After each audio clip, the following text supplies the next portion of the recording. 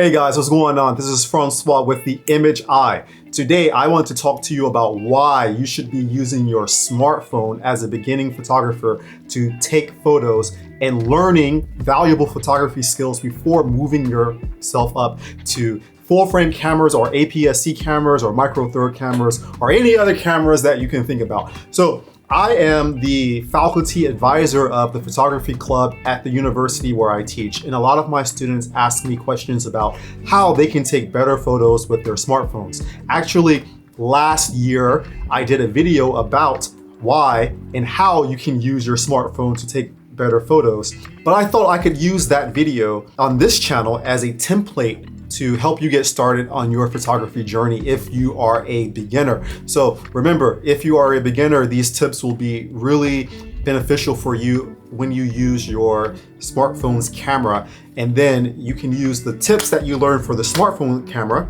to move yourself up to APS-C cameras or full frame cameras. So let's take a look at the video.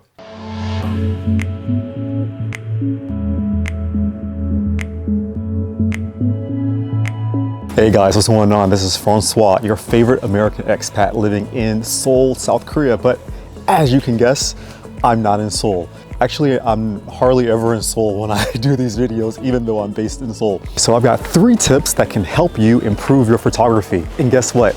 It all starts with this, your cell phone. So with the advent of the new Sony FX30 and other cameras that have been coming out recently, I thought, a lot of us, especially me, don't have the full understanding of using the cameras that we have with us now. There's no better camera than the one that you have on your phone. So your phone camera is going to be your best teacher. Tip number 1.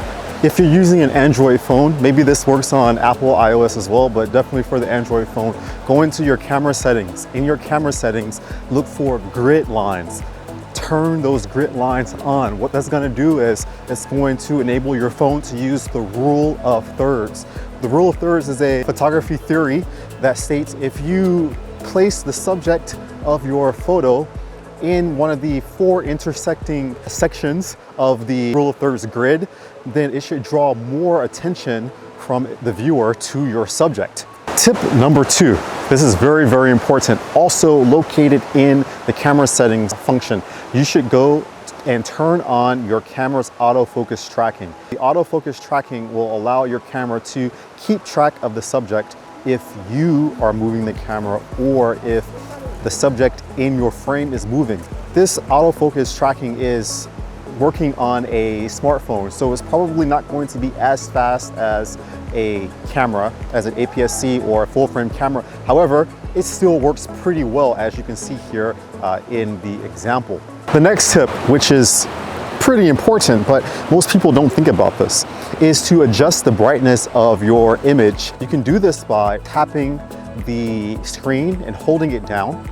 And when you hold it down, you'll see a sun with a bar going through it. You can adjust the brightness by sliding the sun to the left or to the right. So just changing the brightness of the image will have a very big impact on your photo. This is the last rule. It's the half of rule that I promised you. This is to always keep the camera lens clean. Wipe off your camera lens before you begin using it.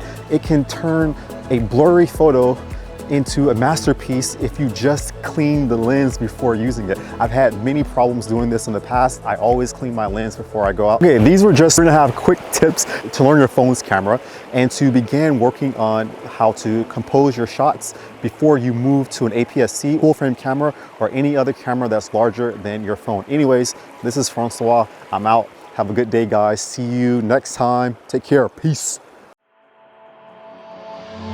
Okay, so what did you think about the video? Let me know in the comment section. Did I miss any tips that you think are important when learning photography, especially learning photography by using your smartphone? I wish I would have had these tips when I began my photography journey. It could have saved me a lot of money instead of always buying the next and greatest camera because I thought cameras would improve my ability to take photos very well.